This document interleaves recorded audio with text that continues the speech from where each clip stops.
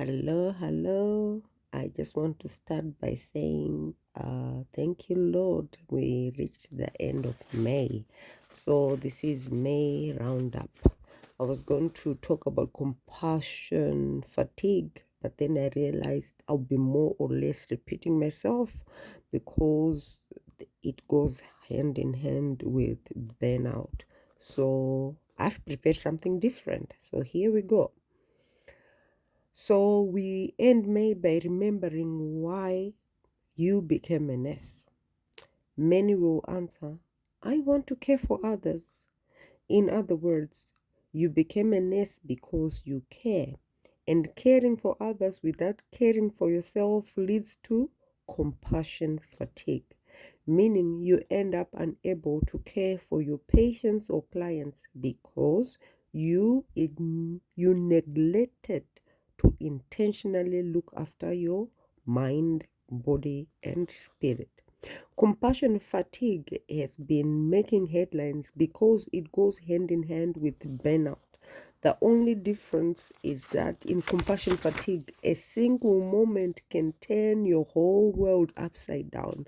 It could be a traumatic event just happening, something can trigger it, and then boom, your whole world has been turned upside down. So ask yourself these questions and be honest with yourself. Are you emotionally exhausted? Are you irritable? Are you having trouble falling asleep? Do you not care anymore? Empathy has gone out the window. If yes, then that silent killer and its friends are trying to gain ground. Remember, I said burnout is a silent killer. Yeah. Start to assess yourself, work, mood, and energy levels. Do you have a frequent headaches, constipation, or other digestive issues, dizziness, and the like?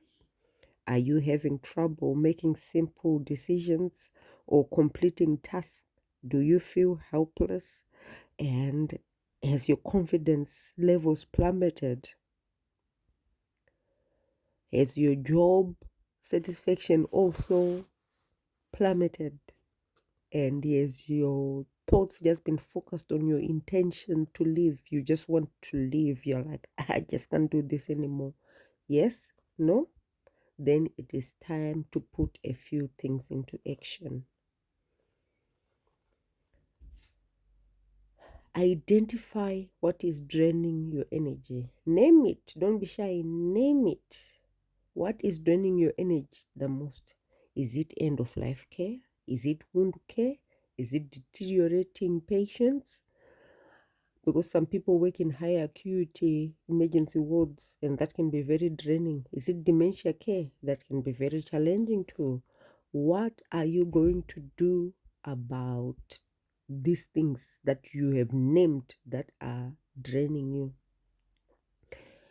Perhaps it's time to change wards. Perhaps change departments, change the hospital altogether, or go to training. Whichever will help resolve your problem. Just remember to talk to your manager and see if they can point you in the right direction. Know your people well. Know whom you are talking to. Don't risk it. Don't risk being sidelined by talking to the wrong people. I'll leave it at that. In the meantime, have a plan. I mean, decide in advance what you will do when faced with that situation again. How will you deal with the aftermath? Before going home, having a pre-decided recovery response removes anxiety, worry, stress, and any other decision-making sports you get put in. When everything is helter-skelter, making a decision can just be, but if you have a plan, then at least that's a weight off your shoulders. Try to figure out things before they happen. than to run around in the moment with no plan. For example, you work with elderly patients with dementia and they are at high risk of falls. We all know they will fall and there's nothing you can do about it. Yes, the call bill is there, the everything is in place. You're watching them, you're doing all you can, but at the end of the day is that a fall will happen regardless. So instead of panicking when that fall happens, have a plan in place. What will you do when it happens? If it's changing dressings that's causing you horror, have a plan in place. What will you do when you're dealing with those chronic wounds? What will you do in the event of an unexpected death or an expected death? Both are traumatic, whether it was expected, whether it was unexpected, they are both traumatic. When dealing with relatives, what will you do? What will you do? Ask yourself, what will you do? Have a plan action and make sure that it is in line with the word policy and you are good to go. Learn it, rehearse it, and that is a load off your shoulders. Nursing is no longer about injection and tablets. It is now more demanding than ever. Why? Because we live in a technological era. Cameras, CCTVs, people know more than they are practitioners. So, and everyone is out for compensation and what have you, and they are looking out for number one.